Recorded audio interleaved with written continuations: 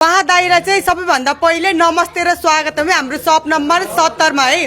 उहाँ दाइको चाहिँ नेपालदेखिबाट दोहा कतारको साइकल यात्रामा 13 महिनापछि उहाँ चाहिँ दोहा कतार आउनुभयो। उहाँको यात्रा चाहिँ एसियादेखि उहाँ माउन्ट एभरेस्टदेखिबाट एन्टार्क्टिकाको रहेको छ। बाँकी चाहिँ उहाँ दाइले भन्नुहुन्छ है।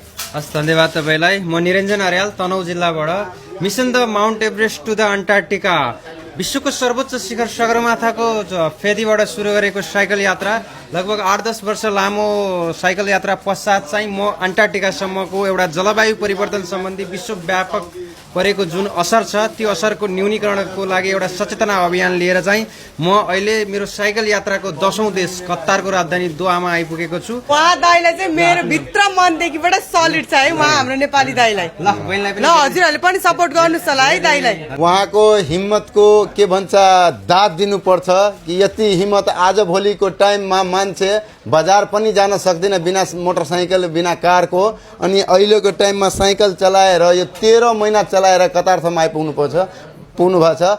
यहाँदेखि अर्को देश पनि जानेर अनि अहिलेसम्म तपाईँको कतिवटा देश भयो? यो मेरो 10औं नम्बरको देश हो। 10औं नम्बरको देश हो। सबजना नेपाली दाजुभाइ मिलेर जहाँ भेट्नुहुन्छ उहाँलाई सपोर्ट गर्नु होला। मेरो तर्फबाट यही छ। अनि सबभन्दा पहिला उहाँलाई बधाई छ। यस्तो काममा अगाडि बढ्नु, पछाडि नहट्नु। एक दिन तपाईँ मन्जिल पाउनुहुन्छ। मेरो तर्फबाट दुआ रहेछ। जय नेपाल।